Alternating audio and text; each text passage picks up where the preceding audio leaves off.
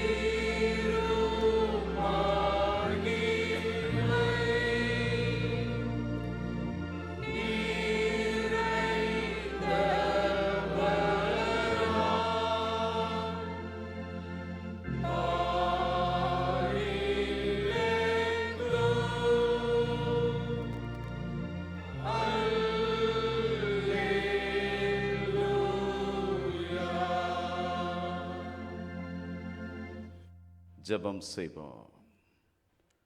சேனைகளின் கர்த்தர் பரிசுத்தர் பரிசுத்தர் என்று தூயவராக எங்கள் முன்பு வீற்றிருக்கிற எங்கள் நல்ல ஆண்டவரே, உம்முடைய தூய சன்னிதானத்திலே நாங்கள் உம்மை பணிந்து கொள்ளவும் உம்மை ஆராதிக்கவும் ஆண்டவர் தந்த கிருபைக்காய் ஸ்தோத்திரம். கடந்து போன காலங்கள் முழுவதிலும் கணின்மணி போல் பாதுகாத்தவர். இந்த நாளின் காலை முதல் இந்நேரம் வரையிலும் ஆண்டவர் எங்களை வழிநடத்தின தயவுகளுக்காய் ஸ்தோத்திரம். உம்முடைய சன்னிதானத்திலே வந்து உம்மை ஆராதிப்பதற்கு ஆண்டவர் தந்த கிருபைக்காய் ஸ்தோத்திரம். 2 பேர் 3 பேர் என்னுடைய நாமத்து நிமித்தம் ஒரு மனதோடு கூடியிருக்கிறவர்கள் மத்தியில் வாசமாயிருப்பேன் என்று சொன்ன ஆண்டவருடைய கரம்தாமே இந்த தொழுகையிலே எங்கள் மத்தியிலே நிறைவாய் அசைவாட வேண்டும் என்று உம்முடைய சமூகத்தை நோக்கி பார்க்கிறோம். பாடுகின்ற பாடல்கள், சிந்திக்கின்ற இறை வார்த்தைகள் மூலமாக நாங்கள் பொதுபலனடைய ஆண்டவர் கிருபை செய்யும். ஆராதனையின் ஒவ்வொரு பகுதிகளையும் கர்த்தர் ஆசீர்வதித்து தாரும். இயேசு கிறிஸ்துவின் நாமத்தில் ஜெபிக்கிறோம் எங்கள் நல்ல பிதாவே, ஆமென். இறை நாம மகிமைக்காக பாமாலைகளில் 298வது பாமாலை. ஆராய்ந்து பாரும் கர்த்தரே, என் செய்கை யாவையும் நீர் காணுமாறு காணவே.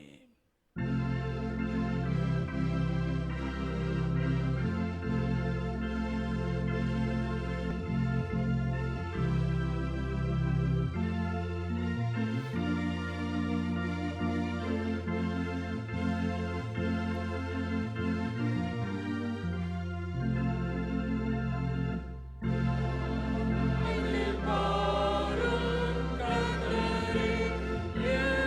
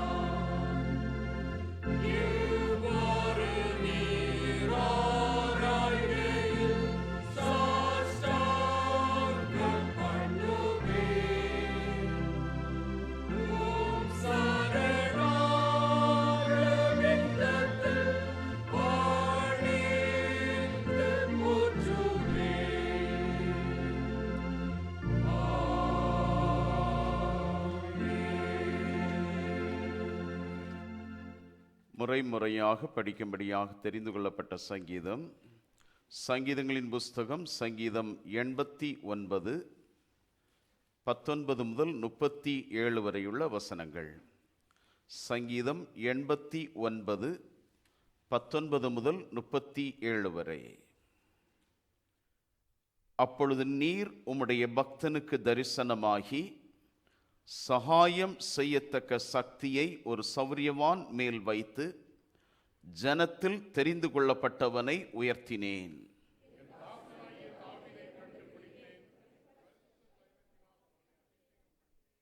என் கை அவனோடே உறுதியாயிருக்கும், என் புயம் அவனை பலப்படுத்தும்.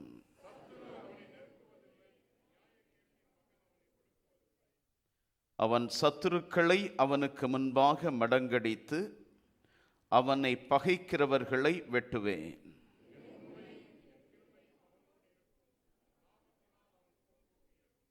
அவன் கையை சமுத்திரத்தின் மேலும் அவன் வலது கரத்தை ஆறுகள் மேலும் ஆளும்படி வைப்பேன்.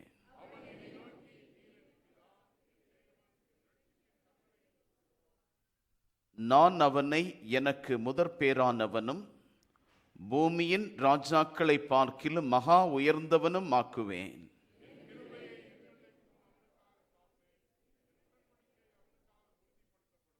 அவன் சந்ததி என்றென்றைக்கும் நிலைத்திருக்கவும் அவன் ராஜாசனம் வானங்களுக்குள்ளே மட்டும் நிலை நிற்கவும் செய்வேன்.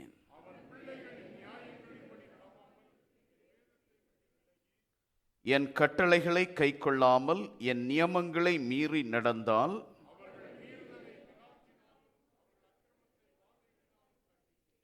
ஆனாலும் என் கிருபையை அவனை விட்டு விலக்காமலும் என் உண்மையில் பிசகாமலும் இருப்பேன்.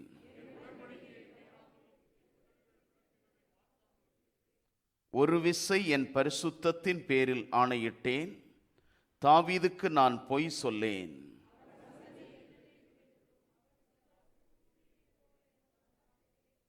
யாவரும் இணைந்து படிப்போம். சந்திரனைப் போல அது என்றென்றைக்கும் உறுதியாயும் ஆகாய மண்டலத்து சாட்சியைப் போல உண்மையாயும் இருக்கும் என்று விளம்பினீர்.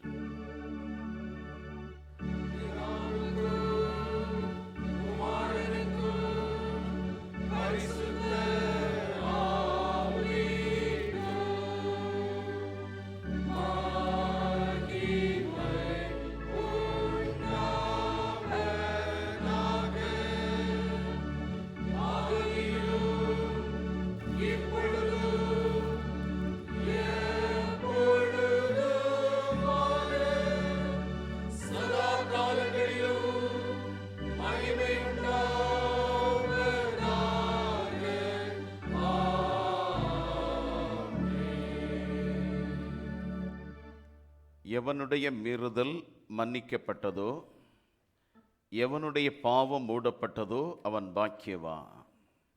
எவனுடைய அக்கிரமத்தை கர்த்தர் எண்ணாதிருக்கிறாரோ, எவனுடைய ஆவியில் கபடமில்லாதிருக்கிறதோ அவன் பாக்கியவான். நான் என் அக்கிரமத்தை மறைக்காமல் என் பாவத்தை உமக்கு அறிவித்தேன், என் மீறுதல்களை கர்த்தருக்கு அறிக்கையிடுவேன் என்றேன். தேவரீர் என் பாவத்தின் தோஷத்தை மன்னித்தீர். இதற்காக சகாயம் கிடைக்கும் காலத்தில் பக்தியுள்ளவன் எவனும் உம்மை நோக்கி விண்ணப்பம் செய்வான். அப்பொழுது மிகுந்த ஜலப்பிரவாகம் வந்தாலும் அது அவனை அணுகாது. ஆண்டவருடைய திருச்சமூகத்திலே நம்முடைய உள்ளத்தின் ஆழங்களை சோதித்து ஆராய்ந்து ஜெப நிலையில் அவருடைய கரத்தில் நம்முடைய வாழ்வை அர்ப்பணம் செய்வோம்.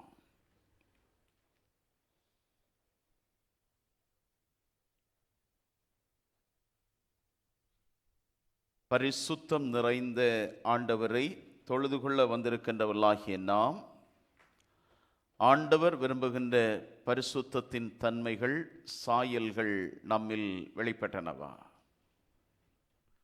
நான் பரிசுத்தராய் இருப்பது போல நீங்களும் பரிசுத்தராய் இருங்கள் என்ற அறைகூவலை ஆண்டவர் நமக்கு தருகிறார்.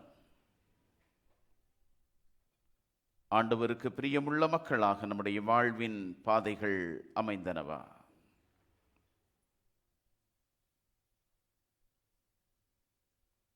நம்முடைய வாயின் வார்த்தைகள், சிந்தனைகள், இருதயத்தின் ஆழங்கள்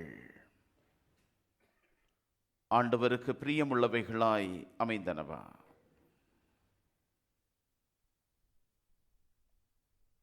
தாவீது அரசன் ஆண்டவரை விட்டு தூரம் சென்றபோது, நாத்தான் தீர்க்கனால் எச்சரிப்பு கொடுக்கப்பட்ட போது ஆண்டவருடைய சமூகத்திலே விழுந்து கிடந்தார். ரட்சிப்பின் சந்தோஷத்தை இழந்து போன அந்த சந்தோஷத்தை எனக்கு மீண்டும் தாரும் என்று சொல்லி மன்றாடினார். நாம் ஆண்டவரை விட்டு தூரம் சென்ற அனுபவங்கள், ஆண்டவருடைய வார்த்தையை நேசிக்க மறந்த நேரங்கள், ஆண்டவரோடு உறவாடுவதற்கு நேரத்தை செலவிடுவதற்கு மறந்த அனுபவங்கள் நம்மிலே உண்டு. நம்மை நாம் உள்ளாய்வு செய்வோம். ஆண்டவரே, வேதனை உண்டாக்குகின்ற வழிகள் என்னில் உண்டோ என்று சொல்லி பக்தன் தன்னை உள்ளாய்ந்து செய்த வண்ணமாக நம்மை உள்ளாய்வு செய்து ஆண்டவருடைய கரத்திலே நம்மை அர்ப்பணம் செய்வோம்.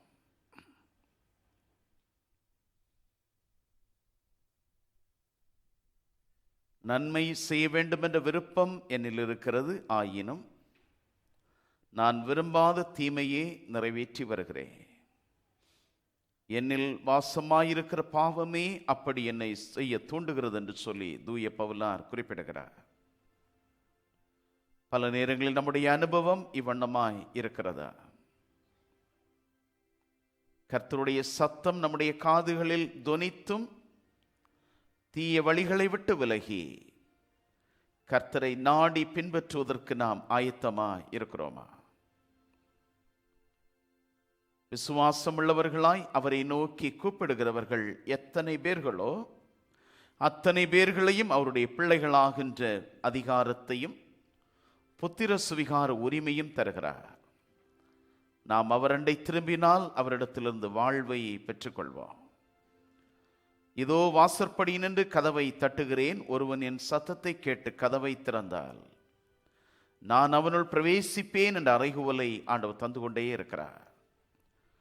கடந்து வந்த பாதைகளில் நம்முடைய வாழ்வின் பாதைகள் எவ்வாறு அமைந்திருந்தது? நம்முடைய சிந்தனைகள் எவ்வாறு அமைந்திருந்தது? நம்முடைய செயல்கள் எவ்வாறு அமைந்திருந்தது? நாம் இந்த உலகிற்கு சான்றாக வாழுகிற அனுபவத்தை சொந்தமாக்கி இருக்கிறோமா? சுவை கொடுக்கின்ற உப்பாக இருக்கிறோமா? சாரமற்ற உப்பாக இருக்கிறோமா? இந்த உலகிற்கு ஒளியாக நம்மை ஆண்டவர் வைத்திருக்கிறார். ஒளியின் அனுபவங்களை வெளிப்படுத்துகிறோமா? இருளின் சாயலை தரித்திருக்கிறோமா? நம் இருதயத்தின் ஆழங்கள், சிந்தனைகள் ஆண்டவருக்கு தெரியும். நெஞ்சத்திலே தூய்மை உண்டோ? இயேசு உன்னை அழைக்கிறார் என்ற பாடலுடைய பல்லவி மற்றும் சரணத்தை இணைந்து நாம் பாடுவோம்.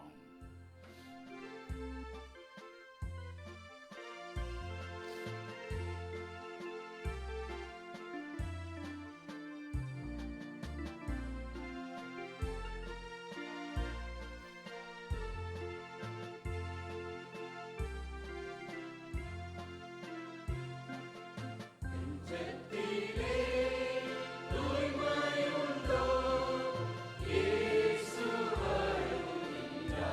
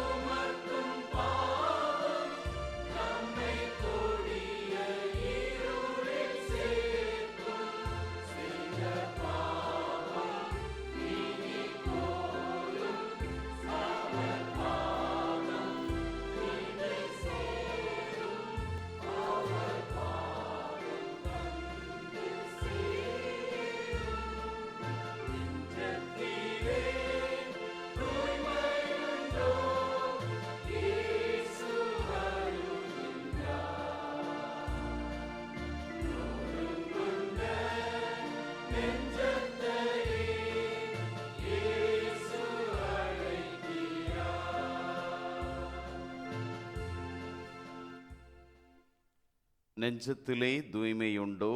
இயேசு உன்னை அழைக்கிறார். அவர் அண்டை வருவோம் என்று சொன்னால் வாழ்வை பெற்றுக்கொள்வோம். வருந்தி சுமக்கும் பாவம் நம்மை கொடிய இருளிலே சேர்க்கும். நம்முடைய விசுவாச வாழ்வின் பயணத்திலே பாவமும் பரிசுத்தமும் இணைந்து பயணிக்க இயலாது. ஆண்டவர் விரும்புகின்ற அந்த பரிசுத்த வாழ்வை அலங்கரித்து கொள்ள அவர் அண்டையிலே அமைதியாக நம்மை அர்ப்பணம் செய்வோம். சர்வ வல்லமையும் மிகுந்த இரக்கமுள்ள ஆண்டவர் பாவ மன்னிப்பையும் ஜீவியத்தை சீர்படுத்துவதற்கான காலத்தையும் தூய ஆவியானவருடைய கிருபையும் தேற்றரவையும் தந்தருளுவாராக. ஆமேன். ஆண்டவருடைய கரத்தினின்று புதிய வாழ்வை பெற்றுக்கொண்ட நாம் கடந்து வந்த பாதைகளில் ஆண்டவர் செய்த எல்லா நன்மைகளுக்காய் நன்றியோடு ஸ்தோத்திரங்களை ஏறெடுப்போம். சென்ற 5 மாத காலமளவாக ஆண்டவர் நம்மை சுகபத்திரமாய் பாதுகாத்து நடத்தினார். ஆண்டவரே எமக்கு ஸ்தோத்திரம் என்று சொல்லுவோம். எத்தனையோ ஆபத்துக்கள், யுத்தத்தின் செய்திகள், பலவித தடுமாற்றங்கள், கடன் பாரங்கள், கவலை, கண்ணீர், சரீர பலவீனங்கள், வியாதிகளோடு நாம் நின்றோம். ஆண்டவர் நம்மை கரம் பிடித்து வழி நடத்தினார். ஒவ்வொரு நாளும் நம்மை கண்ணின் மணி போல் தாங்கினார். ஆண்டவருடைய கிருபைகளை எண்ணி நாம் நன்றியோடு ஆண்டவருக்கு ஸ்தோத்திரங்களை ஏறெடுப்போம். உள்ளம் கைகளில் நம்மை வரைந்து வைத்திருக்கிறேன் என்று சொன்ன ஆண்டவர் நம்மை கண்ணின் மணி போல் பாதுகாத்தவர். அவருடைய செட்டையின் மறைவிலே நம்மை வைத்து ஒவ்வொரு நாளும் தாங்கி வழி நடத்தினார். ஆண்டவருடைய கிருபைகளை எண்ணி நாம் அவருக்கு நன்றி செலுத்துவோம். எத்தனையோ ஆபத்துக்கள், நாச மோசங்கள், தீமைகள் நம்மை சூழ நின்ற வேளைகளில் ஆண்டவருடைய கரம் நம்மை தாங்கின தயவுகளுக்காய் ஸ்தோத்திரம் என்று சொல்லுவோம். ஆண்டவரே, எங்களுடைய குடும்பத்தை கர்த்தர் ஆசீர்வதித்தீரே, நமக்கு ஸ்தோத்திரம் என்று சொல்லுவோம். எங்களுடைய குடும்பங்களிலே உம்முடைய அன்பு, பாதுகாப்பு வெளிப்பட்டதே நமக்கு ஸ்தோத்திரம் என்று சொல்லுவோம். நாங்கள் வேலைக்கு செல்வதற்குரிய ஆற்றலை தந்தீரே, நமக்கு ஸ்தோத்திரம் என்று சொல்லுவோம். உழைப்பதற்குரிய இடங்களிலே சரீர சுகத்தை தந்தீரே, நமக்கு ஸ்தோத்திரம் என்று சொல்லுவோம். ஆண்டவரை ஏறெடுத்த பிரயாணங்கள் எங்களோடு கூட ஆண்டவருடைய பிரசன்னம் வழிநடத்தினதே உமக்கு ஸ்தோத்திரம் என்று சொல்லுவோம். ஆண்டவர் எங்களுடைய பிள்ளைகள் மூலமாக சந்தோஷங்களை காண கிருபை செய்தீரே, உமக்கு ஸ்தோத்திரம் என்று சொல்லுவோம். பிள்ளைகள், பேரப்பிள்ளைகள், மருமக்கள் மூலமாக ஆண்டவரே நாங்கள் அன்பை கண்டுகொண்டோம் என்று சொல்லி நன்றி செலுத்துவோம். பிள்ளைகளுடைய உயர்விலே நாங்கள் உம்மை காண்பதற்கு ஆண்டவர் தந்த கிருபைக்காய் ஸ்தோத்திரம். ஆண்டவரே, எங்களுடைய குடும்பங்களிலே, எங்களுடைய தனிப்பட்ட வாழ்விலே நீர் போதுமானவராய் இருந்தீர். யெகோவாயீரே, எல்லாவற்றையும் பார்த்து கொள்ளுகிற தெய்வம், என் தேவைகளை சந்திக்கிற தெய்வம், நீர் என்னோடு கூட நின்றீர், உமக்கு ஸ்தோத்திரம் என்று சொல்லுவோம். யெகோவா ஷாலோம், சமாதானத்தின் தெய்வம் நம்மோடு கூட உண்டு. யெகோவா நிஸ்ஸி, நம்முடைய ஜெயக்கொடியாம் தெய்வம் நம்மோடு கூட நம்மை ஒவ்வொரு நாளும் பலப்படுத்தினார். பல இன்னல்களை கடந்து வந்தோம். பலவிதமான கடினத்தின் அனுபவங்களோட பிரயாணித்தோம். கர்த்தர் நம்மை கண்ணின் மணி போல் தாங்கின தயவுகளுக்காய் நாம் ஆண்டவருக்கு நன்றி செலுத்துவோம். நம்முடைய தாயின் கருவில் இருக்கின்ற போதே நான் உன்னை தெரிந்து கொண்டேன் என்று சொன்ன ஆண்டவருடைய கரம் ஒவ்வொரு நாளும் நம்மை வழி நடத்தினது. அவருடைய கிருபைகளுக்கு நன்றி செலுத்துவோம். ஆண்டவர் நமக்கு பெரிய ஈவாகிய ரட்சிப்பை நமக்கு தந்தார். ஆண்டவருக்கு ஸ்தோத்திரம் என்று சொல்லுவோம். அவருடைய குமாரன் மூலம் நமக்கு விடுதலை தந்தார், நன்றி என்று சொல்லுவோம். ஆண்டவரை ஆராதிப்பதற்கு ஆண்டவர் தந்த கிருபைக்காய் ஸ்தோத்திரம் செலுத்துவோம். பரிசுத்த ஆவியானவருடைய துணையை ஒவ்வொரு நாளும் தந்து நம்மை பலப்படுத்தின தயவுகளுக்காய் நன்றியோடு ஸ்தோத்திரங்களை ஏறெடுப்போம். ஆண்டவர் செய்த எல்லா உபகாரங்களுக்காய், அதிசயமான நடத்துதல்களுக்காய் நாம் ஆண்டவருக்கு நன்றி செலுத்துவோம். தாவீது அரசனுடைய ஸ்தோத்திர ஜெபத்தை நாம் எல்லாரும் இணைந்து ஏறெடுப்போம். என் ஆத்துமாவே கர்த்தரை ஸ்தோத்திரி, என் முழு உள்ளமையுடைய பரிசுத்த நாமத்தை ஸ்தோத்திரி. என் ஆத்துமாவே கர்த்தரை ஸ்தோத்திரி, அவர் செய்த சகல உபகாரங்களையும் மறவாதே. ஆமேன். ஆண்டவருக்கு ஸ்தோத்திர பலிகளை ஏறெடுத்த நாம் எதிர்நோக்கி இருக்கிற வாழ்வின் காலங்களில் ஆண்டவருடைய பிரசன்னம் நம்மை வழிநடத்தும்படி அவருடைய கரத்திலே நம்மை அர்ப்பணிப்போம். அர்ப்பணித்தேன் என்னை முற்றிலுமாய், அற்புத நாதாவும் கரத்தில்.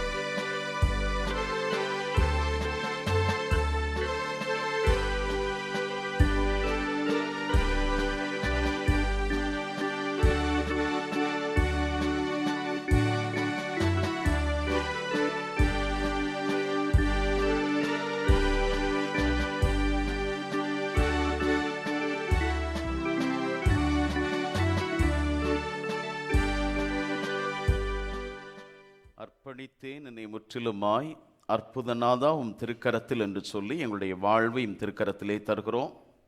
ஒவ்வொரு நாளும் நாங்கள் உம்முடைய திருவிருப்பம் செய்யவும் உமக்கு சான்றுகளாய் வாழவும் ஆண்டவரே எங்களை ஆற்றல் படுத்தும். இயேசு கிறிஸ்துவின் நாமத்தில் ஜெபிக்கிறோம் எங்கள் நல்ல பிதாவே, ஆமென். தொடர்ந்து இந்த நாளுக்குரிய திருமறை பகுதிகளை நாம் படிக்க கேட்கலாம். பழைய ஏற்பாட்டு திருமறை பகுதியை திருமதி அபிதா விஜில் அவர்கள் படிப்பார்கள். நிருப பகுதியை திருமதி ஜாய் தேவகுமார் அவர்கள் படிப்பார்கள்.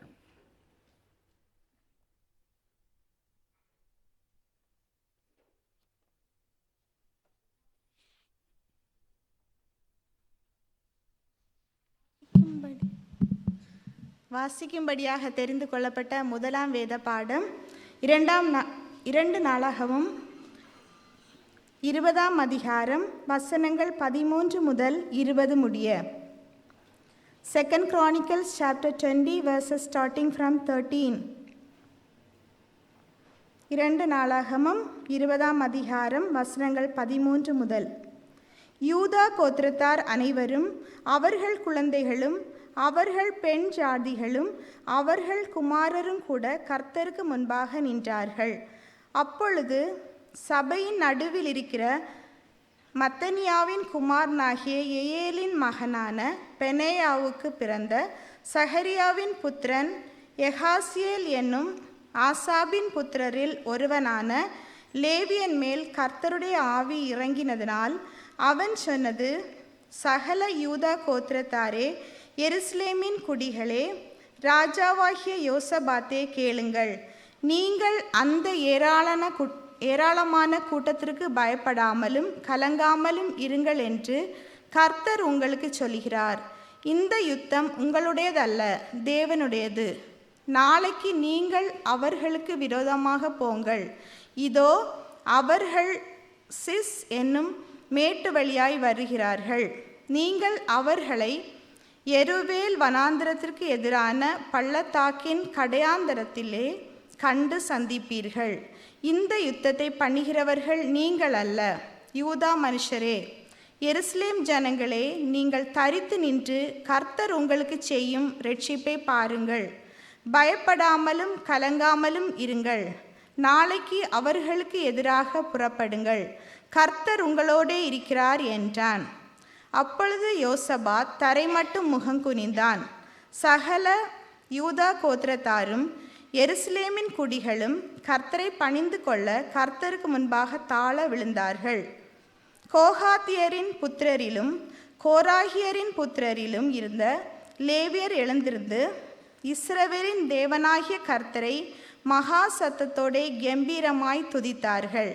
வாசிக்கும்படியாக கொடுக்கப்பட்ட முதலாம் வேத பாடம் வாசித்து முடிந்தாயிற்று. தேவனே உமக்கே மகிமை உண்டாவதாக.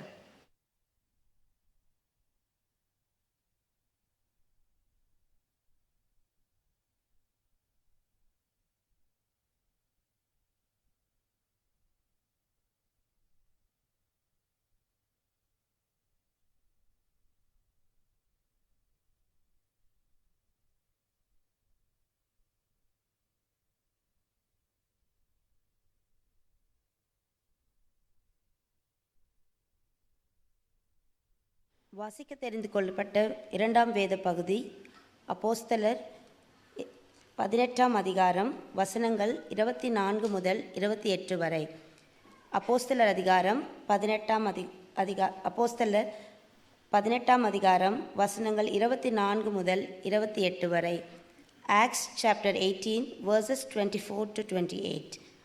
அப்பொழுது அலெக்சந்திரியா பட்டணத்தில் பிறந்தவனும் சாதுரியவானும் வேதாகமங்களில் வல்லமுமான அப்பல்லோ என்னும் பேர் கொண்ட ஒரு யூதன் எபேசு பட்டணத்துக்கு வந்தான்.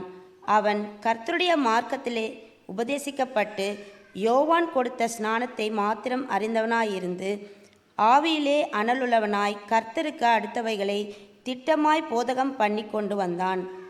அவன் ஜெப ஆலயத்தில் தைரியமாய் பேசத் தொடங்கின போது ஆகில்லாவும் பிரிஸ்கில்லாவும் அவன் பேசுகிறதை கேட்டு அவனை சேர்த்து கொண்டு தேவனுடைய மார்க்கத்தை அதிக திட்டமாய் அவனுக்கு விவரித்து காண்பித்தார்கள். பின்பு அவன் அகாயா நாட்டிற்கு போக வேண்டுமென்றிருக்கையில் சீஷர்கள் அவனை ஏற்றுக்கொள்ளும்படி சகோதரர் அவர்களுக்கு எழுதினார்கள்.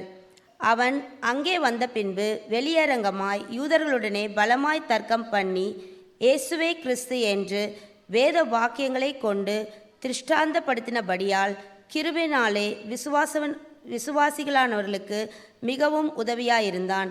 வாசிக்க தெரிந்து கொள்ளப்பட்ட வேத பாடம் வாசித்து முடிந்தாயிற்று. தேவனே உமக்கே மகிமை உண்டாவதாக.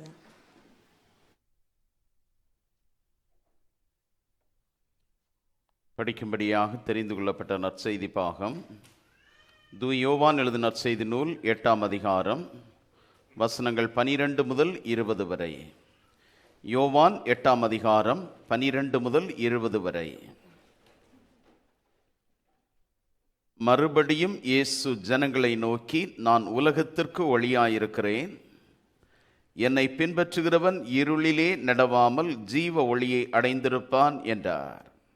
அப்பொழுது பரிசேயர் அவரை நோக்கி, உன்னை குறித்து நீயே சாட்சி கொடுக்கிறாய், உன்னுடைய சாட்சி உண்மையானதல்ல என்றார்கள். இயேசு அவர்களுக்கு பிரதியுத்தரமாக, என்னை குறித்து நானே சாட்சி கொடுத்தாலும் என் சாட்சி உண்மையாயிருக்கிறது. ஏனெனில் நான் எங்கே இருந்து வந்தேன் என்றும் எங்கே போகிறேன் என்றும் அறிந்திருக்கிறேன். நீங்களோ நான் எங்கே இருந்து வருகிறேன் என்றும் எங்கே போகிறேன் என்றும் அறியீர்கள். நீங்கள் மாம்சத்துக்கேற்றபடி நியாயம் தீர்க்கிறீர்கள், நான் ஒருவனையும் நியாயம் தீர்க்கிறதில்லை. நான் நியாயம் தீர்த்தால் என் தீர்ப்பு சத்தியத்தின்படி இருக்கும். ஏனெனில் நான் தனித்திருக்கவில்லை, நானும் என்னை அனுப்பின பிதாவுமாக இருக்கிறோம். 2 பேருடைய சாட்சி உண்மை என்று உங்கள் நியாயப்பிரமாணத்திலும் எழுதியிருக்கிறதே. நான் என்னை குறித்து சாட்சி கொடுக்கிறவனாயிருக்கிறேன், என்னை அனுப்பின பிதாவும் என்னை குறித்து சாட்சி கொடுக்கிறார் என்றார். அப்பொழுது அவர்கள், உம்முடைய பிதா எங்கே என்றார்கள். இயேசு பிரதியுத்தரமாக, என்னையும் அறியீர்கள், என் பிதாவையும் அறியீர்கள். நீங்கள் என்னை அறிந்தீர்களானால் என் பிதாவையும் அறிவீர்கள் என்றார். தேவாலயத்திலே இயேசு உபதேசம் பண்ணுகிற போது தர்மப்பெட்டி இருக்கும் இடத்தில் இந்த வசனங்களை சொன்னார். அவருடைய வேளை இன்னும் வராதபடியினால் ஒருவனும் அவரை பிடிக்கவில்லை. படிக்கும்படியாக தெரிந்து கொள்ளப்பட்ட நற்செய்தி பாகம் படித்தாயிற்று. கிறிஸ்துவே உமக்கே மகிமை உண்டாவதாக. யாவரும் இணைந்து நெசையா விசுவாச பிரமாணத்தை நாம் அறிக்கை செய்வோம். வானத்தையும் பூமியையும் காணப்படுகிறதும் காணப்படாததுமான எல்லாவற்றையும் படைத்திருக்கிற சர்வ வல்லமையுள்ள பிதாவாகிய ஒரே கடவுளை விசுவாசிக்கிறேன். ஒரே கர்த்தருமாய் கடவுளுடைய ஒரே பேரான குமாரனுமாய் இருக்கிற இயேசு கிறிஸ்துவையும் விசுவாசிக்கிறேன். அவர் சகல உலகங்களும் உண்டாவதற்கு முன்னே தமது பிதாவினாலே ஜனிப்பிக்கப்பட்டவர், தெய்வத்தில் தெய்வமானவர், ஜோதியில் ஜோதியானவர், மெய்தேவனில் மெய்தேவனானவர், உண்டாக்கப்படாமல் ஜனிப்பிக்கப்பட்டவர், பிதாவோடே ஒரே தன்மையுடையவர், சகலத்தையும் உண்டாக்கினவர், மனிதராகிய நமக்காகவும் நமக்கு இரட்சிப்பு உண்டாகவும் பரமண்டலத்திலிருந்து இறங்கி பரிசுத்தாவினாலே கன்னிமரியாளிடத்தில் அவதரித்து மனுஷனானார். நமக்காக பொந்தி பிலாத்துவின் காலத்தில் சிலுவையில் அறையுண்டு பாடுபட்டு மரித்து அடக்கமண்ணப்பட்டார். வேத வாக்கியங்களின்படி 3ஆம் நாள் உயிர்த்தெழுந்தார். பரமண்டலத்துக்கு ஏறி பிதாவின் வலது பார்சத்தில் வீற்றிருக்கிறார். உயிருள்ளோரையும் மரித்தோரையும் நியாயம் தீர்க்க மகிமையோடே திரும்ப வருவார். அவருடைய ராஜ்யத்துக்கு முடிவில்லை. கர்த்தருமாய் ஜீவனை கொடுக்கிறவருமாய் பிதாவிலும் குமாரனிலும் நின்று புறப்படுகிறவருமாய் பிதாவோடும் குமாரனோடும் கூட தொழுது ஸ்தோத்தரிக்கப்படுகிறவருமாய் தீர்க்கதரிசிகள் மூலமாய் உரைத்தவருமாய் இருக்கிற பரிசுத்த ஆவியையும் விசுவாசிக்கிறேன். ஒரே பொதுவான அப்போஸ்தல திருச்சபை உண்டென்று விசுவாசிக்கிறேன். பாவ மன்னிப்புக்கென்று நியமிக்கப்பட்ட ஒரே ஞான ஸ்நானத்தை அறிக்கையிடுகிறேன். மரித்தோர் உயிர்த்தெழுதலும் மறுமைக்குரிய ஜீவனும் உண்டாகும் என்று காத்திருக்கிறேன். ஆமீன். அமருங்கள். தொடர்ந்து பாடகர் குழுவினர் பாடல் இரட்சண்ய கீதங்களில் 343வது பாடல் இருள் சூழும் காலம் என்ற பாடலை பாடுகின்ற போது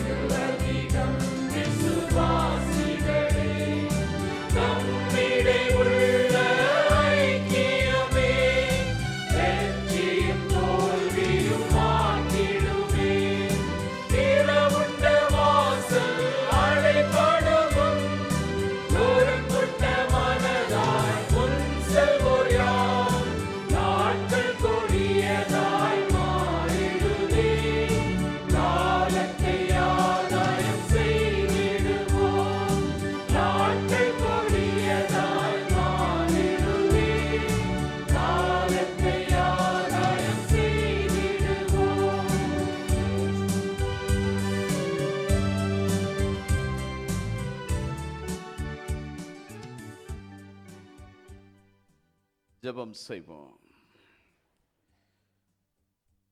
உம்முடைய திருப்பணிக்கென்று காணிக்கைகள் படைத்திருக்கிற அருமையான கரங்களை கர்த்தர் ஆசீர்வதியும். எங்கள் திருச்சபையின் மூலமாக நிறைவேற்றப்படுகிற அருட்பணிக்கு எங்களுடைய சிறிய பங்கை நாங்கள் காணிக்கையாக செலுத்தியிருக்கிறோம். நாங்கள் செலுத்தியிருக்கிற காணிக்கைகள் மூலமாய் ஆண்டவருடைய ராஜ்யம், ஆண்டவருடைய நாமம் மகிமைப்படட்டும். ஆண்டவருடைய சுவிசேஷ பணிகளுக்கு இந்த காணிக்கைகள் ஆதாரமாகவும் ஆசீர்வாதமாகவும் அமைய கிருபை தாரும். இயேசு கிறிஸ்துவின் நாமத்தில் ஜெபிக்கிறோம் நல்ல பிதாவே, ஆமென்.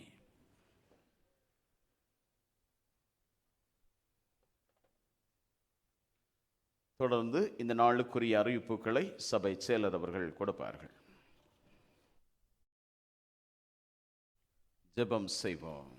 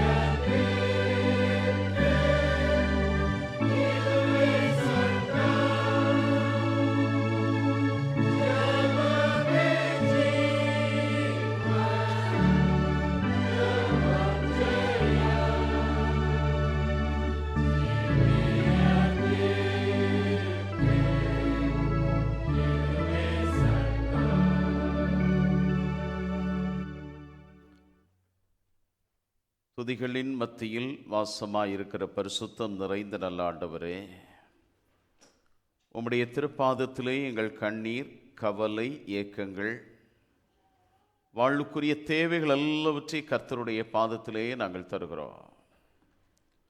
ஆண்டவரே, உம்முடைய கிருபை எங்களை தாங்க வேண்டும் என்று சொல்லி மன்றாடுகிறோம். குடும்ப உறவுகளிலே பல சஞ்சலங்களோடு இருக்கிற பிள்ளைகள் உண்டு. கண்ணீரின் பள்ளத்தாக்கிலே, வேதனையின் சூழலிலே, பாரங்கள் நிறைந்த அனுபவத்தோடு உம்முடைய சமூகத்தை நோக்கி பார்க்கிற ஒவ்வொரு பிள்ளைகளுக்கும் கர்த்தர் இறங்க வேண்டும் என்று உம்முடைய சமூகத்தை நோக்கி பார்க்கிறோம். குடும்பங்களிலே தங்களுக்கு அன்பானவர்களை இழந்து வேதனையோடு இருக்கிற குடும்பத்தின் மக்களுக்காய் ஜெபிக்கிறோம். ஆண்டவர் தாமே தம்முடைய மெய்யான சமாதானத்தையும் தெய்வீக ஆறுதலையும் ஆண்டவர் வேண்டிய கிருபைகளையும் கர்த்தர் கொடுக்க வேண்டும் என்று சொல்லி ஜெபிக்கிறோம். மலைகள் விலகினாலும் பர்வதங்கள் நிலைபெயர்ந்து சென்றாலும் ஆண்டவருடைய மாறாத வாக்கு மாறாத சமாதானத்தின் உடன்படிக்கையின் கரம் மரணத்தின் விளிம்பிலே கண்ணீரோடு நிற்கிற பிள்ளைகளோடு, தங்களுக்கு அன்பானவர்களை இழந்து வேதனையோடு இருக்கிற பிள்ளைகளோடு, ஆண்டவருடைய கரம் தங்க வேண்டும் என்று சொல்லி மன்றாடுகிறோம். ஆண்டவரை உலக வாழ்விலே தந்திருக்கிற பணிவிடைகளில், வேலைகளில் பல கடினங்களை சந்திக்கிற பிள்ளைகள் உண்டு. சரியான வேலைக்கு ஏற்ற ஊதியங்கள் கிடைக்காமல் அவதியுறுகிற பிள்ளைகள் உண்டு. கல்விக்கேற்ற வேலைகள் கிடைக்கவில்லையே என்று சொல்லி கண்ணீரோடு நிற்கிற பிள்ளைகள்.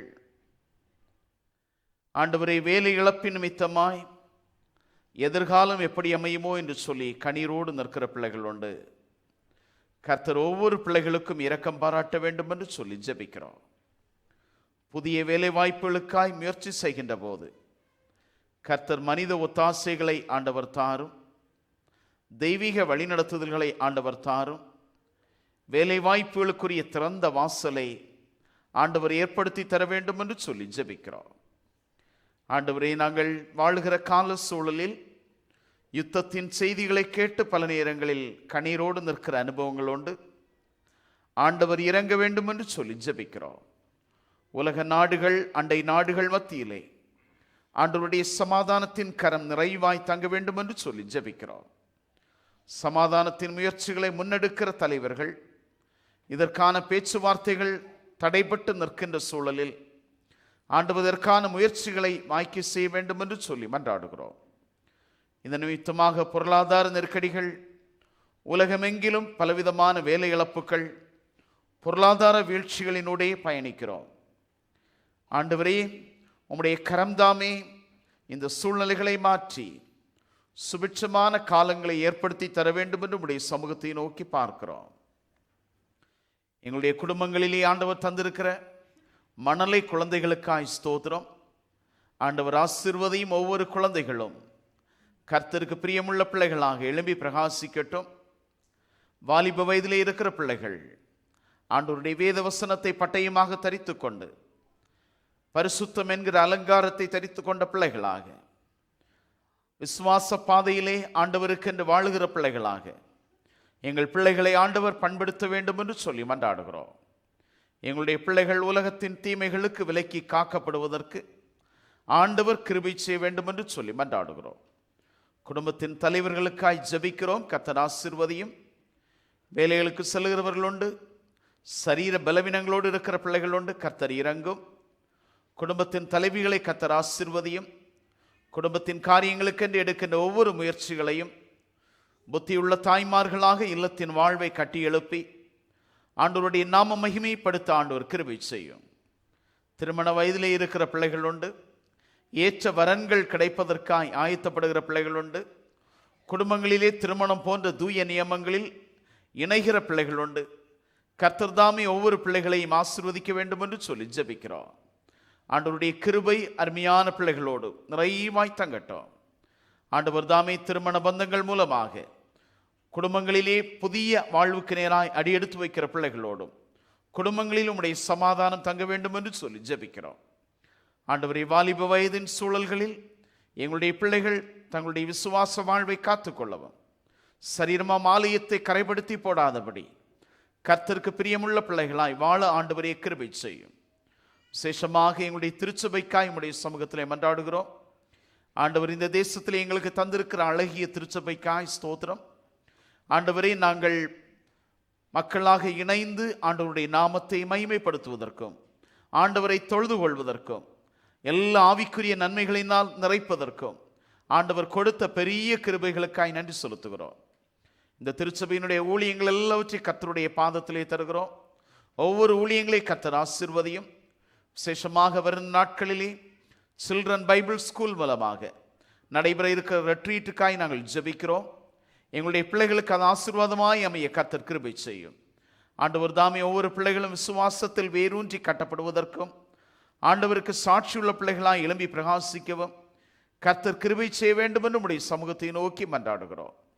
எங்களுடைய திருப்பணிகள் மூலமாய் மிஷனரி ஊழியங்களுக்காய் கொடுக்கப்படுகிற பணிகள், மிஷனர்களை தாங்குகிற உன்னத அனுபவம், எல்லா இயக்கங்களும் தங்களுடைய கடமைகளை நிறைவேற்றவும் ஒவ்வொரு அர்ப்பணியாளர்களும் தாங்கள் நிறைவேற்றுகிற ஊழியத்தின் மூலமாய் அதனுடைய பிரதிபலனை கண்டு ஆண்டவருக்குள் மகிழ கர்த்தர் ஒவ்வொரு ஊழியக்காரர்களையும் ஒவ்வொரு திருப்பணியாளர்களையும் ஆண்டவர் பயன்படுத்த வேண்டும் என்று சொல்லி ஜெபிக்கிறோம். வருகின்ற ஞாயிறுகளை நாங்கள் திட்டமிட்டு இருக்கிற திடப்படுத்தல் தொழுகைக்காய் ஜெபிக்கிறோம். ஆண்டவர் ஆசீர்வதியும். இதில் பங்கு பெறுகிற எல்லா பிள்ளைகளும் ஆண்டவருடைய பந்தியிலே பங்கு கொள்கிறோம் என்கிற விசுவாச உறுதியோடு கர்த்தருடைய சரீரம் கர்த்தருடைய இரத்தத்தில் பங்காளிகள் என்கிற உடன்படிக்கை நிச்சயத்தோடு தங்களுடைய விசுவாச வாழ்வை காத்துக்கொண்டு ஆண்டவருக்கென்று தங்களை அர்ப்பணிக்க ஆண்டவர் கிருபை செய்ய வேண்டும் என்று சொல்லி ஜெபிக்கிறோம். ஆண்டவர் தாமே எங்களுடைய திருச்சபையின் எல்லா ஊழியங்களை கர்த்தருடைய பாதத்திலேயே தருகிறோம். பொறுப்படுத்திக் கொள்ளும். ஆண்டவருடைய நாமம் மாத்திரம் மகிமைப்படுவதற்கு ஆண்டவர் கிருபை செய்யும். எங்களுடைய பெயர்களோ பிரஸ்தாபங்களோ அல்ல ஆண்டவரே, உம்முடைய நாம மகிமைக்கென்று நாங்கள் ஓடுவதற்கும் உம்முடைய நாம மகிமைக்கென்று ஊழியங்களை நிறைவேற்றுவதற்கும் ஆண்டவர் ஆற்றலை தர வேண்டும் என்று உம்முடைய சமூகத்தை நோக்கி மன்றாடுகிறோம். எங்களுடைய இந்திய தேசத்திற்காய் ஜெபிக்கிறோம். இந்திய தேசங்களிலே பலவிதமான இன்னல்களை சந்திக்கிற மாணவ செல்வங்களுக்காய் ஜெபிக்கிறோம். ஆண்டவரே, தேர்வு காலங்களிலே பிள்ளைகள் எழுதின தேர்வுக்குரிய சரியான விடைகள் கிடைக்கவில்லையே, சரியான மதிப்பெண்கள் கிடைக்கவில்லையே என்ற ஏக்கத்தோடு நிற்கிற பிள்ளைகள் உண்டு. ஆண்டவர் இறங்க வேண்டும் என்று சொல்லி ஜெபிக்கிறோம். எல்லா சூழ்நிலைகளும் சுபிட்சமாய் அமைவதற்கு ஆண்டவர் கிருபை செய்யும். போட்டி தேர்வுகளுக்கென்று ஆயத்தப்படுகிறவர்கள், உயர் கல்விக்கான தேர்வுகளுக்கென்று ஆயத்தப்படுகிற பிள்ளைகள் எல்லாரையும் ஆண்டவர் பொறுப்படுத்திக் கொள்ளும். பிள்ளைகளுடைய கல்வியில் உம்முடைய கரம் நிறைவாய் தங்கட்டும். எங்களுடைய தேசம் எங்கும் ஆளுகை செய்கின்ற சட்டமன்ற நாடாளுமன்ற உறுப்பினர்கள், தேசத்தினுடைய தலைவர்கள், முதல்வர்கள், எல்லா மாநிலத்தை ஆளுகை செய்கின்ற ஒவ்வொரு தம்முடைய பிள்ளைகளையும் கரத்திலே தருகிறோம். ஆண்டவர் ஆசீர்வதிக்க வேண்டும் என்று சொல்லி ஜெபிக்கிறோம். விசேஷமாக எங்களுடைய தேசத்திலே மிஷனரி ஊழியங்களுக்கு என்ற திறந்த வாசலை ஆண்டவர் ஏற்படுத்தி தர வேண்டும் என்று நம்முடைய பாதத்திலே தருகிறோம். எங்களுடைய தேசத்திற்காய் ஜெபிக்கிறோம். நாங்கள் வாழுகிற இந்த பஹ்ரைன் தேசத்திலே ஆண்டவருடைய நாம மகிமைப்படவும், இந்த தேசத்தை ஆளுகை செய்கின்ற தலைவர்கள், பாதுகாப்பு பணியிலே ஈடுபடுகிறவர்கள், தேசத்தினுடைய அரசர்கள், தேசத்தினுடைய எல்லா பணிவிடைகளை நிறைவேற்றுகிற ஒவ்வொரு பொறுப்பாளர்களையும் ஆண்டவர் பொறுப்படுத்திக் கொள்ளும். கிருபையின் மறைவிற்குள் எல்லாவற்றையும் தருகிறோம். நீரே எங்களை தாங்கி வழி நடத்தும். உம்முடைய நாம மாத்திரம் மகிமைப்படட்டும். இயேசு கிறிஸ்துவின் மூலமாய் ஜெபிக்கிறோம் எங்கள் நல்ல பிதாவே, ஆமேன். கர்த்தருடைய ஜெபத்தை யாவரும் இணைந்து ஏறெடுப்போம். பரமண்டலங்களில் இருக்கிற எங்கள் பிதாவே, உம்முடைய நாமம் பரிசுத்தப்படுவதாக, உம்முடைய ராஜ்யம் வருவதாக, உம்முடைய சித்தம் பரமண்டலத்திலேயே செய்யப்படுகிறது போல பூமியிலேயும் செய்யப்படுவதாக. எங்களுக்கு வேண்டிய ஆகாரத்தை இன்று எங்களுக்கு தாரும். எங்கள் கடனாளிகளுக்கு நாங்கள் மன்னிக்கிறது போல எங்கள் கடன்களை எங்களுக்கு மன்னியும். எங்களை சோதனைக்கு உட்படாமல் தீமையினின்று எங்களை ரட்சித்துக் கொள்ளும். ராஜ்யமும் வல்லமையும் மகிமையும் என்றென்றைக்கு உம்முடையகளே, ஆமென். தொடர்ந்து பாடகர் குழுவினர் இரட்சண்ய கீதங்களில் 127வது பாடல், உன்னதமானவரின் உயர் மறைவில் இருக்கிறவர் என்ற பாடல் பாடுகின்ற போது பிறந்த நாள் மற்றும் திருமண நிறைவு நாள் ஆசரிக்கின்ற பிள்ளைகளும் ஜெபத்திற்காக நீங்கள் முன்பாக வரவும்.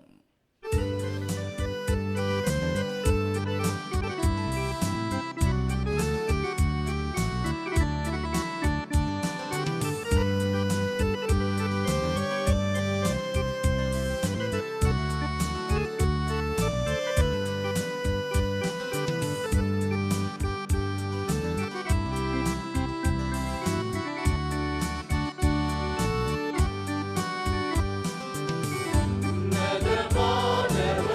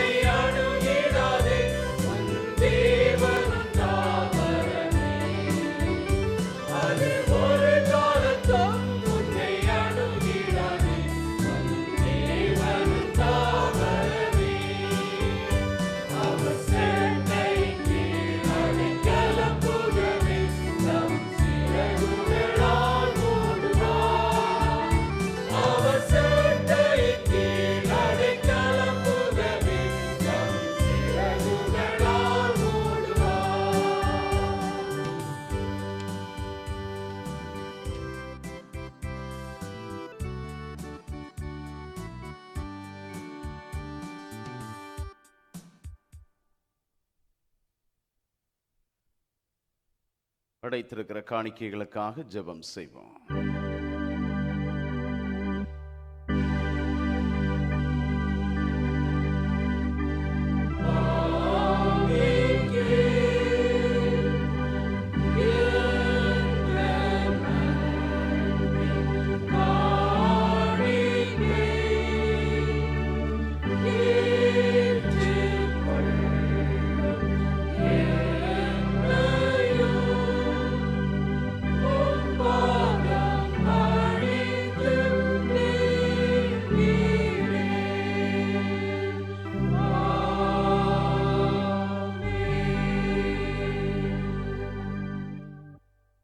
நேற்றும் இன்றுமென்றும் மாறாத தெய்வமாக நின்று எங்களை ஆசிர்வதித்து பாதுகாத்து வழி நடத்துகிற நல்ல தெய்வமே, உம்முடைய கிருபைகளுக்காக இரக்கங்களுக்காக நன்றியோடு உம்மை போற்றுகிறோம்.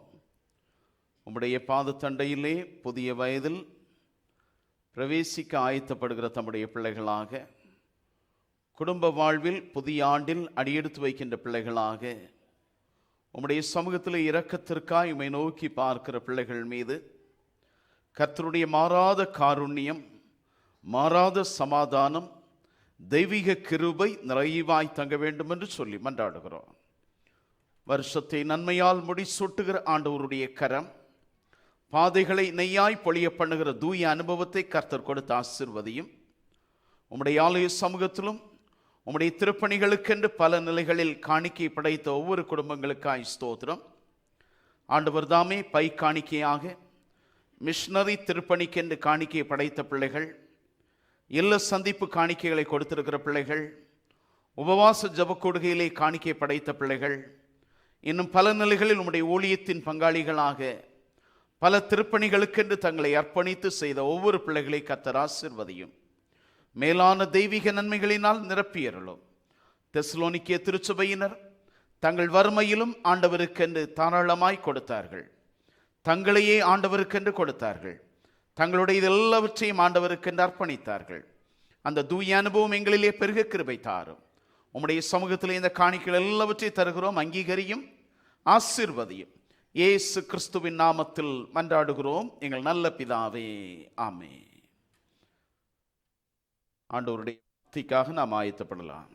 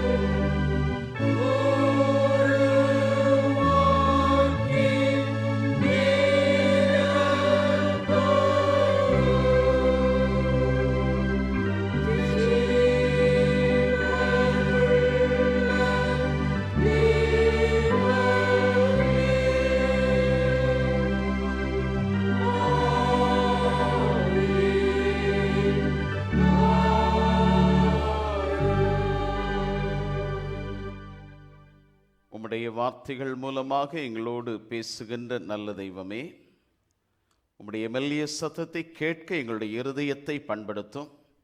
அடியனை மறைத்து உம்முடைய நாமமும் உம்முடைய வார்த்தையும் மகிமைப்படட்டும். இயேசு கிறிஸ்துவின் நாமத்தில் ஜெபிக்கிறோம் எங்கள் நல்ல பிதாவே, ஆமீன். அமருங்கள். இந்த நாளின் சிந்தனைக்கு மையமாக எடுத்துக்கொண்ட வேதவசனம் தூய யோவான் எழுதின நற்செய்தி நூல் 8ஆம் அதிகாரம் 12வது வசனத்தை யாராவது படியுங்கள்.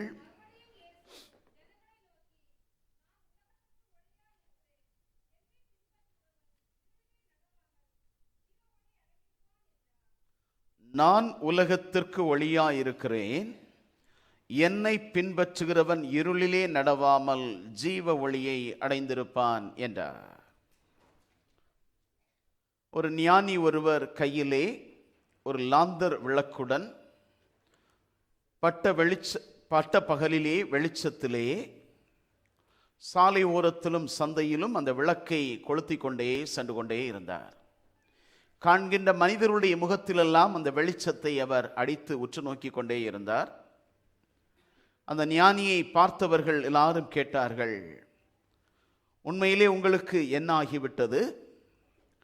வெளிச்சம் நன்றாக இருக்கிறதே, நீங்கள் ஏன் கையில் ஒரு லாந்தர் விளக்கை கொண்டு திரிகிறீர்கள் என்று கேட்டபோது அவர் சொன்ன ஒரு பதில், நான் உண்மையுள்ள மனிதனை தேடுகிறேன் என்று சொன்னார். உண்மையுள்ள மனிதனை தேடுகிறேன் என்று சொல்லி குறிப்பிட்டார். நான் வாசித்த நற்செய்தி பகுதியிலே சொல்லப்படுகிற ஒரு செய்தி, இயேசு கிறிஸ்து தம்மை நானே உலகிற்கு ஒளியாய் இருக்கிறேன் என்று சொல்லி வெளிப்படுத்துகிறார். கூடார பண்டிகையினுடைய கொண்டாட்டங்களில் எருசலேம் ஆலயத்தில் ஒளியேற்றுவது அந்த வழக்கம். அந்த தண்டுகள் எல்லாவற்றிலும் விளக்கு தண்டுகளில் ஒளியேற்றுகிற போது அந்த ஒளி வெளிச்சம் அந்த ஒரு பிராந்தியத்தில் அந்த ஒளி வெளிச்சம் கிடைக்கும். ஆனால் ஆண்டவரோ சொல்லுகிறார், ஒரு சிறிய பிராந்தியத்திற்கல்ல, இந்த உலகம் முழுவதற்கும் நானே வெளிச்சம் என்கிற ஒரு செய்தியை வெளிப்படுத்துகிறார். அந்த வெளிச்சத்தின் பின்னணியத்திலே நாம் சிந்திக்கின்ற போது, அந்த வெளிச்சத்திலே நாம் நடக்கின்ற போது, அவர் காட்டுகின்ற பாதையிலே நாம் பயணிக்கின்ற போது நம்முடைய விசுவாச வாழ்வு அழகு பெறுகின்றது. நம்முடைய விசுவாச வாழ்வு ஆண்டவருக்குள் வேர் கொள்ளுகிறது. நம்முடைய விசுவாச வாழ்வு சிறந்த ஒரு வாழ்வாக அமைகிறது என்பதில் சந்தேகமில்லை. இந்த நாளிலே நாம் சிந்திக்கின்ற கருப்பொருளினுடைய ரகசியம், இயேசு முழு நிறை தாக்கத்தை ஏற்படுத்துகின்றவர். ஆண்டவர் நம்முடைய வாழ்வில் முழுமையான ஒரு தாக்கத்தை ஏற்படுத்துகின்றவர். அவர் எந்த நிலையில் நம்மை முழுமையான தாக்கத்தை ஏற்படுத்த முடியும் என்பதை சிந்திக்கின்ற போது, அவருடைய வெளிச்சத்தில் நாம் நடக்கின்ற போது, அவருடைய வெளிச்சத்தின் அடிச்சுவடுகளை நாம் பின்பற்றி செல்லுகிற போது அந்த முழுமையான தாக்கம் நம்மிலே இருக்கும். அவரில் காணப்பட்ட தூய அனுபவங்கள் நம்மிலே பெருகும் என்பதில் சந்தேகமில்லை. நம்முடைய விசுவாச வாழ்வு விருத்தியடைய வேண்டும், வர்த்திக்க பண்ணப்பட வேண்டும் என்று சொல்லி நாம் எல்லாரும் வாஞ்சிக்கிறோம். இது எவ்வாறு வர்த்திக்க பண்ண முடியும் என்ற கேள்வி எழுப்புகிற போது, ரோமர் 10:17 சொல்லுகிறது. ரோமர் 10:17 ஆதலால் விசுவாசம் கேள்வியினாலே வரும், கேள்வி தேவனுடைய வசனத்தினாலே வரும். ஆங்கில வேதாகமத்தை நாம் இந்த வசனத்தை கவனித்தோம் என்று சொன்னால், faith cometh by hearing என்று சொல்லப்படுகிறது. அதாவது கேட்பதின் மூலமாக, நம்முடைய மொழியாக்கத்திலே டிரான்ஸ்லேஷனில் அது கேள்வி என்று மொழிபெயர்க்கப்பட்டிருக்கிறது. ஆண்டவருடைய வார்த்தையை கேட்பதினாலே, ஆண்டவருடைய வசனங்களை கேட்பதினாலே நம்முடைய விசுவாச வாழ்வு வர்த்திக்க செய்வார் ஆண்டவர். அந்த வசனத்தை கேட்பது என்று சொன்னால் ஒவ்வொரு இடமாக ஓட வேண்டுமா? ஆண்டவருடைய வார்த்தையை குறித்து சிந்திப்பதற்காக ஒவ்வொரு கூட்டமாக போக வேண்டுமா? இல்லவே இல்லை. அடிப்படையாக வேத வசனம் நம்முடைய கரத்தில் இருக்கிறது. ஆண்டவர் தந்த நியாயப்பிரமாணத்தின் நெறிமுறைகள், கர்த்தருடைய வார்த்தை நம்முடைய கரத்தில் இருக்கிறது. அதை நாம் பெற்றுக்கொள்ளுகிற போது, அதை நாம் வாசிக்கிற போது, அதை நாம் தியானிக்கிற போது, அதனுடைய நாம் பயணிக்கின்ற போது, ஒளியாயிருக்கின்ற இயேசு கிறிஸ்துவனுடைய அந்த மகத்துவமான சாயல் நம்மிலே வரும் என்பதில் ஐயமில்லை. இன்னும் நம்முடைய விசுவாச வாழ்விலே ஆண்டவருக்கு பிரியமான அந்த ஒளியின் சாயலை நம்முடைய வாழ்விலே நாம் பெற்றுக்கொள்ள வேண்டும் என்று சொன்னால், ஐக்கியம் ரொம்ப அவசியமான ஒன்று. நல்ல ஒரு கூட்டுறவு நம்ம எல்லாருக்கும் அவசியம். அந்த கூட்டுறவு எங்கே கிடைக்கிறது என்று சொன்னால், திருச்சபை என்ற கூட்டுறவிலே கிடைக்கிறது, குடும்பம் என்ற கூட்டுறவிலே கிடைக்கிறது, சமூகத்திலே கிடைக்கிறது. ஆனால் ஆண்டவரை ஆராதிக்கின்ற மக்களோடு கூட இணைந்து கர்த்தரை ஆராதிக்கின்ற போது அவருடைய வார்த்தைகள் நம்முடைய உள்ளத்திலே பிரவேசிக்கின்றது. அந்த வார்த்தையானது நம்முடைய விசுவாச வாழ்வை ஒளியூட்டுகின்றது. எபிரேயர் 10:25 யாராவது வாசியுங்கள். எபிரேயர் 10:25.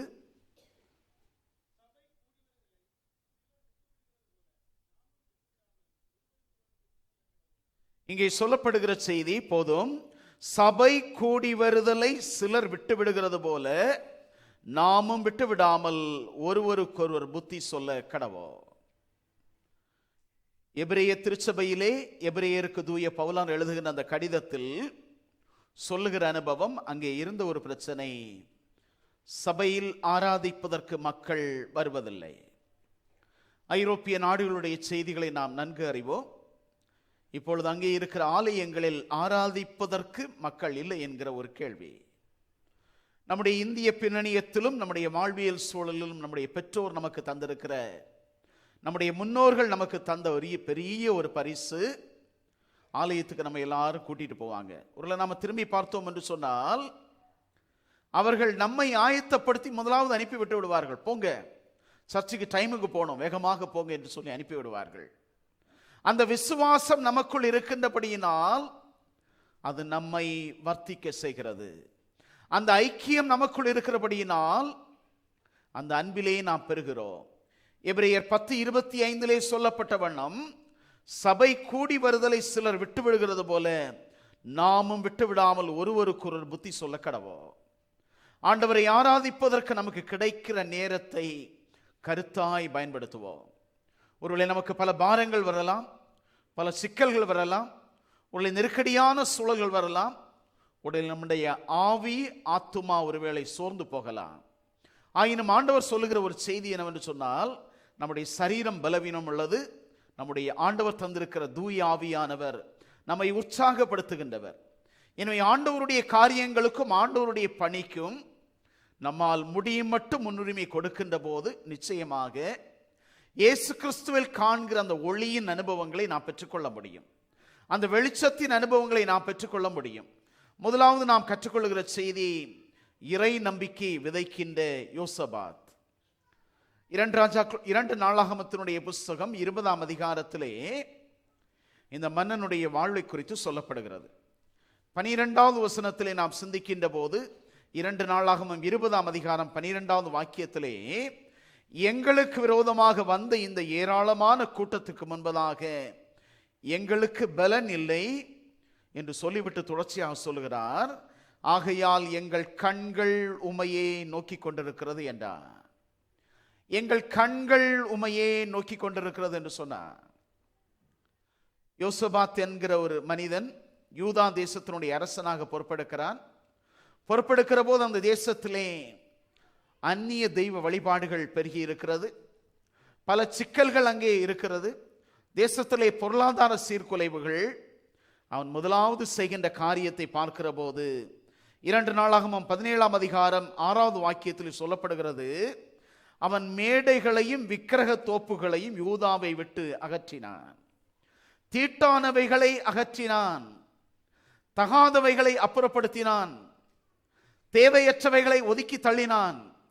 ஆண்டவருக்கு பிரியமானவற்றை தன்னுடைய பங்காக தெரிந்து கொண்டான். அசுத்தமும் பரிசுத்தமும் ஒரே நேர்கோட்டில் பயணிக்க முடியாது. ஆண்டவர் விரும்புகின்ற வாழ்வும் உலகத்துக்குரிய வாழ்வும் ஒரே நேர்கோட்டில் பயணிக்க இயலாது. எனவே நம்முடைய வாழ்வில் நாம் எடுக்க வேண்டிய ஒரு தீர்மானம், தகாதவற்றை விட்டு நாம் விலக வேண்டும். தகாதவற்றிற்கு நாம் முற்றுப்புள்ளி வைக்க வேண்டும். இளைய குமாரனுக்கு தகாதவற்றில் முற்றுப்புள்ளி வைப்பதற்கு மனமில்லை. ஆகையினால் அவன் குடும்ப உறவை இழந்து விடுகிறான், தனிமையில் தவிக்கிறான், வறுமையில் வாடுகிறான். அவனுடைய வாழ்வு மிகவும் கடினத்தோடு பயணிக்கிறது. இறுதியிலே அவன் புத்தி தெளிந்த பின்பு தகப்பனுடைய வீட்டுக்கு திரும்பி வந்து விடுகிறான். நம்முடைய விசுவாச வாழ்விலே முற்றுப்புள்ளி வைக்க வேண்டிய காரியங்களுக்கு நாம் முற்றுப்புள்ளி வைத்தாக வேண்டும். தேவையற்ற நற்பண்புகளுக்கும் தேவையற்ற கூட்டுறவுகளுக்கும் தேவையற்ற பாவங்களை நாம் சுமந்து கொண்டு செல்வோம் என்று சொன்னால் நம்முடைய வாழ்வு ஆண்டவருக்குரியவற்றில் நாம் நடக்க முடியாது. நாம் எல்லாரும் கிறிஸ்துவாகிய ஒளியை கொண்டு அவரை பின்பற்றி நடக்க வேண்டும் என்று வாஞ்சிக்கிறோம். அப்படி என்று சொன்னால் நாம் தேவையற்றவைகளை ஒதுக்கி வைக்க வேண்டும்.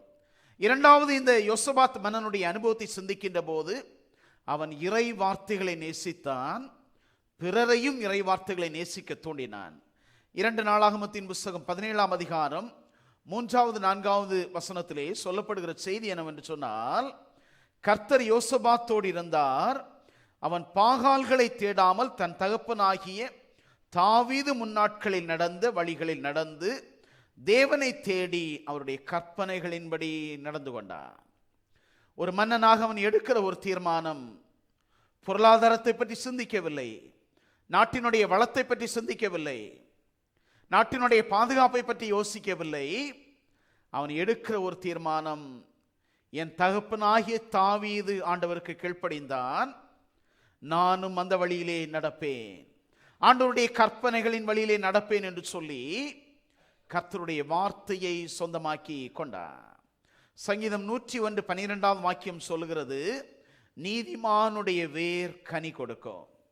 நம்முடைய வேர் ஆழமாக இருக்கிறது என்று சொன்னால் நிச்சயமாக புயல் காற்றுகள் அடித்தாலும் சரி, சஞ்சலங்கள் வந்தாலும் சரி, வேதனைகள் வந்தாலும் சரி, நாம் விசுவாசத்தை விட்டு விலக மாட்டோம். தூய பவுலார் சொல்லுகிறார், பசியாவது நாசமோசமாவது நிர்வாணமாவது பட்டயமாவது கிறிஸ்துவனுடைய அன்பை விட்டு எது எங்களை பிரிக்க முடியும் என்று சொல்லுகிறார். நாம் எல்லாரும் கிறிஸ்துவனுடைய ஒளியிலே நடக்க வேண்டும் என்று வாஞ்சிக்கிறோம். கிறிஸ்து காட்டுகின்ற பாதையை பயணிக்க வேண்டும் என்று விரும்புகிறோம். நல்லது. அப்படி என்று சொன்னால் தேவையற்றவைகளை ஒதுக்கி விட வேண்டும், ஆண்டவருடைய வார்த்தைகளை நேசிக்க வேண்டும். 1 சங்கீதம் அழகாக சொல்லுகிறது, துன்மார்க்கருடைய ஆலோசனை நடவாமலும் பாவிகளுடைய வழியில் நில்லாமலும் பரியாசக்காரர் உட்காரும் இடத்தில் உட்காராமலும் கர்த்தருடைய வேதத்தில் பிரியமாயிருந்து இரவும் பகலும் அவருடைய வேதத்தில் தியானமாயிருக்கிற மனுஷன் பாக்கியவான். அவனுக்கு கிடைக்கிற பேரு செல்வங்களோ ஆஸ்திகளோ அல்ல, ஒரு தெய்வீக சமாதானம், விசுவாசத்திலே வளருகிற ஒரு நிலைமை, ஆண்டவருக்குள் வேரூன்றி கட்டப்படுகிற ஒரு நிலைமை, அந்த உயர்வை பெற்றுக்கொள்கிறான். நம்முடைய இந்திய தேசத்திலே ஒரு இடைப்பட்ட காலத்திலே ஓகி என்ற ஒரு புயல் வந்தது. ஒரு 2-3 வருடங்களுக்கு முன்பாக இருக்கும். அப்பொழுது அநேக மரங்கள் முறிந்து விழுந்தது. அதிலே முறிந்து விழுந்த மரங்களில் தேக்கு மரங்கள் அதிகம். அது ஏன் முறிந்து விழுந்தது என்ற கேள்வி எழுப்புகிற போது சொன்ன ஒரு பதில் சற்று வியப்பாக இருந்தது.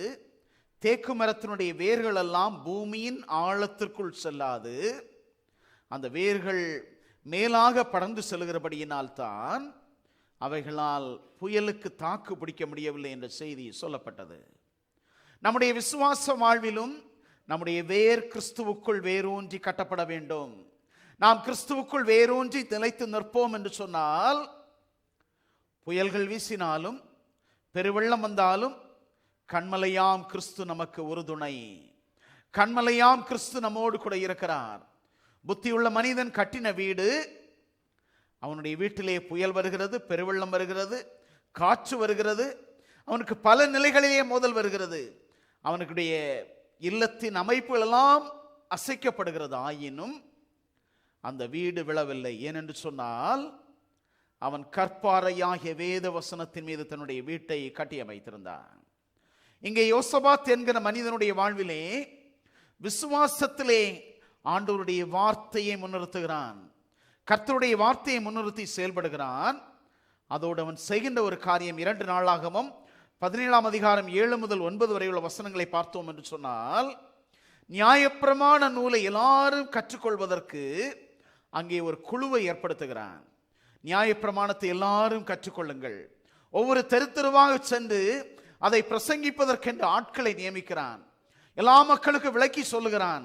சொல்லிவிட்டு அவன் செய்கின்ற ஒரு பெரிய அனுபவம் என்னவென்று சொன்னால், கர்த்தருக்கு நேராக எல்லா மக்களையும் திருப்புகிறான். யோசபாத் கர்த்தருக்கு நேராக எல்லா மக்களையும் திருப்புகிறான். 2 நாளாகமம் 19 வசனத்தை யாராவது படியுங்கள். 2 நாளாகமம் 19:4.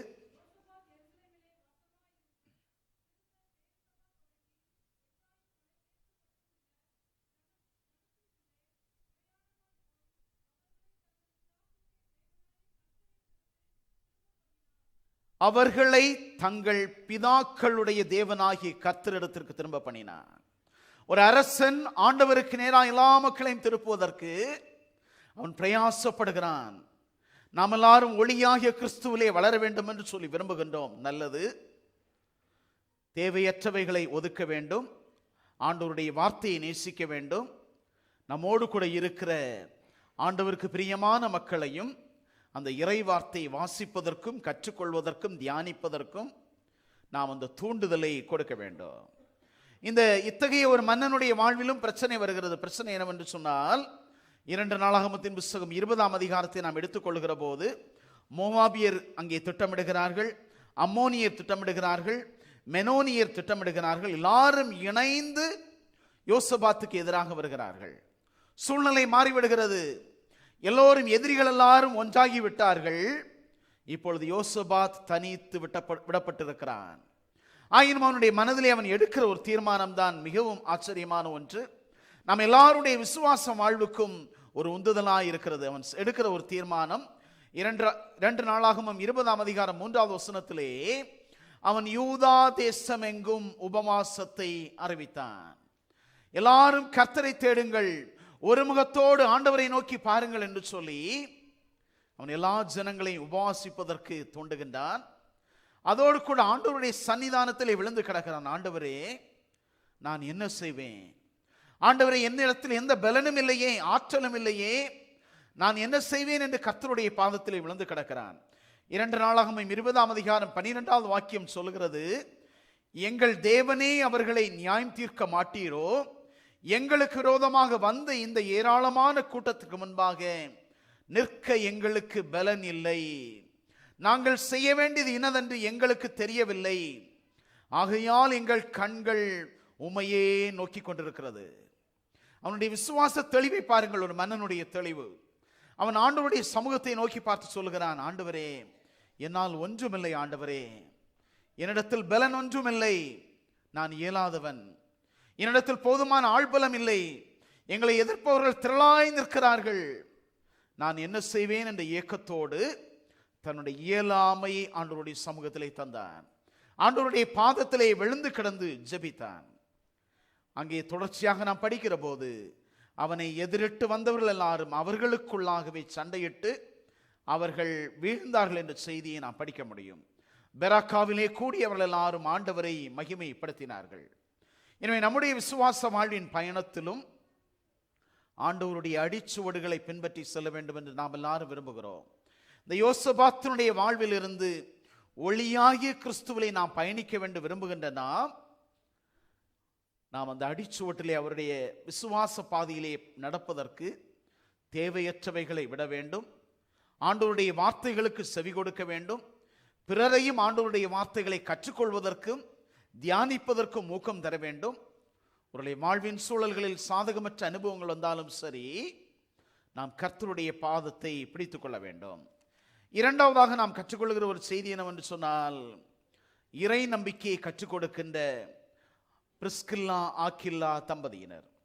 இங்கே நாம் பார்க்கிற போது அப்போஸ்தலர் 18ஆம் அதிகாரத்திலே 26வது வசனத்திலே அங்கே அவன் ஜெப ஆலயத்தில் தைரியமாய் பேசத் தொடங்கின போது ஆக்கில்லாவும் பிரிஸ்கில்லாலும் அவன் பேசுகிறதை கேட்டு அவனை சேர்த்து கொண்டு தேவனுடைய மார்க்கத்தை அதிக திட்டமாய் அவனுக்கு விவரித்து காண்பித்தார்கள். இங்கே அப்பல்லோ என்கிற மனிதனுடைய வாழ்வை குறித்து சொல்லப்படுகிறது.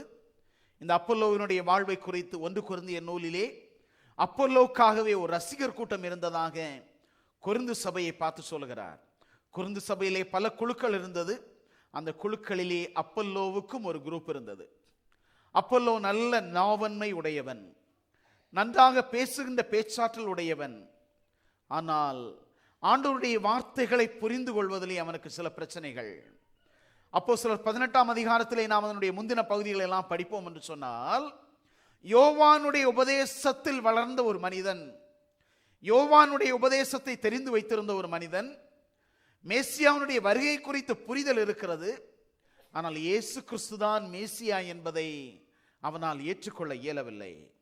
இத்தகைய ஒரு சூழலில் தான் ஆண்டவருடைய வார்த்தையை அங்கே பகிர்ந்து கொடுத்திருக்கிற அப்பல்லோவை பார்த்து ஆக்கில்லாவும் பிரிஸ்கில்லாவும் அவனை அழைத்து கொண்டு போய் கற்றுக் கொடுக்கிறார்கள். கற்றுக் கொடுத்து, நீ செல்ல வேண்டிய விசுவாச பாதை இது. உன்னுடைய விசுவாச பாதையிலே இயேசு கிறிஸ்து மேசியா என்பதை நீ புரிந்து கொள்ளவில்லை என்பதை கற்றுக் கொடுத்து, இந்த அப்பல்லோ தீர்க்கமான ஒரு ஊழியக்காரனாக மாறுகிறான். தூய பவுலாரால் பாராட்டப்பெற்ற ஒரு மனிதனாக மாற்றப்படுகிறான். ஆண்டவருடைய திருப்பணியை நேர்த்தியாக செய்த ஒரு மனிதனாய் மாற்றப்படுகிறான். நம்மிலே விசுவாசத்திலே குன்றி போனவர்கள் உண்டு, விசுவாசத்திலே தளர்வு ஏற்பட்டு ஆண்டவரை விட்டு விலகி சென்றவர்கள் உண்டு, ஆண்டவர் வேண்டாம் என்று சொல்லி உலகத்தோடு கூட இணைந்து கொண்டவர்கள் உண்டு, ஆலய ஆராதனைகள் ஐக்கியத்திலே வராமல் பங்கு பெறாமல் இருக்கிற நம்முடைய நண்பர்கள் உண்டு, நம்முடைய சகோதரர்கள் உண்டு, நம்முடைய குடும்பத்திலே அங்கங்கள் உண்டு. எனவே நாம் விசுவாச வாழ்க்கையிலே இந்த அப்பல்லோவை செதுக்கின ஆக்கில்லாவும் பிரிஸ்கில்லாவை போன்று நாம் பிறரையும் செதுக்க வேண்டும். நம்முடைய வேர், நம்முடைய அஸ்திபாரம் சரியாக இருந்தால் நாம் பிறரை செதுக்குவதிலே ரொம்ப எளிது. ஆனால் நமக்கே இயேசு கிறிஸ்துவை குறித்து தெளிவான புரிதல் இல்லை, தெளிவான விசுவாச பார்வை இல்லை.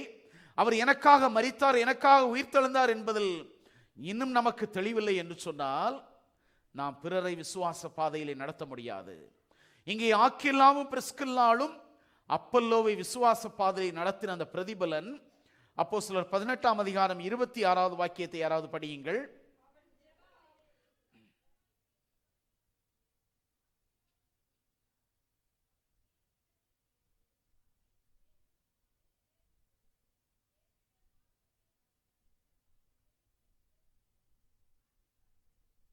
தேவனுடைய மார்க்கத்தை அதிக திட்டமாய் அவனுக்கு விவரித்து காண்பித்தார்கள். காண்பித்ததனுடைய விளைவை நாம் 27, 28வது வசனத்திலே காண முடியும். இயேசு கிறிஸ்துவே தேவன் என்று சொல்லி வேத வாக்கியங்களை கொண்டு திருசுஷ்டாந்தப்படுத்துகையில் கிருபையினாலே விசுவாசிகளுக்கு மிகவும் உதவியாய் இருந்தார். அங்கே ஆண்டவரை குறித்து தெளிவான ஒரு புரிதலை பெற்றுக்கொண்டவன் தைரியமாய் சான்று பகர்கிறான். இன்று நம்முடைய பிள்ளைகள் விசுவாச தேடலோடு நிற்கிறார்கள். நம்மோடு கூட உடன் வாழ்கிறவர்கள் விசுவாச தேடலோடு நிற்கிறார்கள். நாம் அவர்களுக்கு எதை பரிசாக கொடுக்க போகிறோம்? சிறுவன் சாமுவேல் ஆண்டவர் யார் என்ற கேள்வியோடு அங்கே ஏலி இடத்திலே ஓடி செல்கிறான்.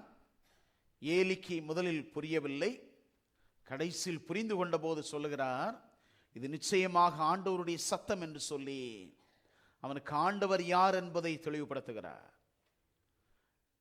நம்முடைய வாழ்வின் அனுபவங்களிலும் இன்று ஏலிக்களுடைய பணியை நாம் நிறைவேற்ற வேண்டும். நாம் ஏலிக்களாக செயல்பட வேண்டும். ஆக்கில்லாவும் பிரிஸ்கில்லாவும் ஒரு ஏலியாக செயல்பட்டனர்.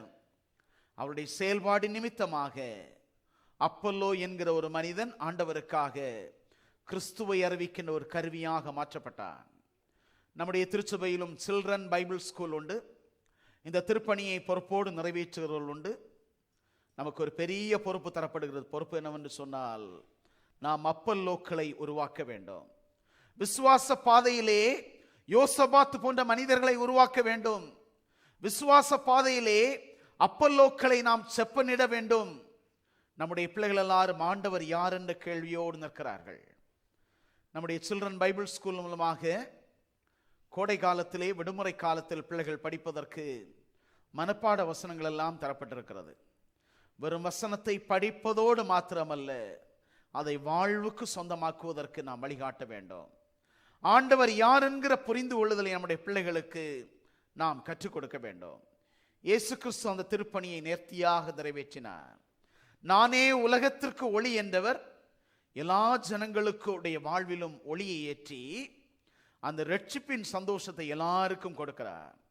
இயேசு கிறிஸ்துவின் திருப்பணியிலே அநேகரை ஆண்டவர் இத்தகைய நீதியை வழிநடத்தினார். யோவான் 1ஆம் அதிகாரம் 38வது வசனத்திலே யாராவது படியுங்கள். யோவான் 1:38.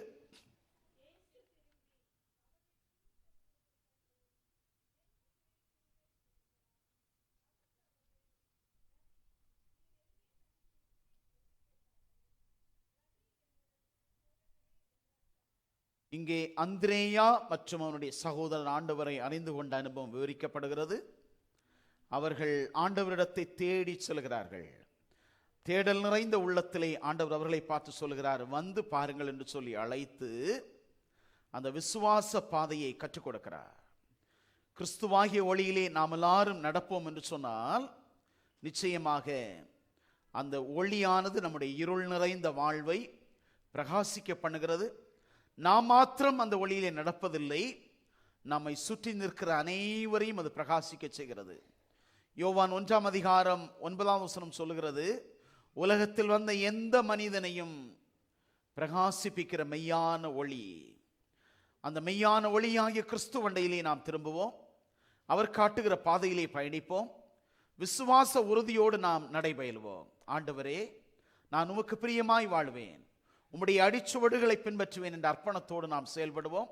ஆண்டவர் தாமே நம்முடைய விசுவாச வாழ்வின் பயணங்களை ஆசீர்வதித்து நம்மை வழிநடத்துவாராக. ஆமென்.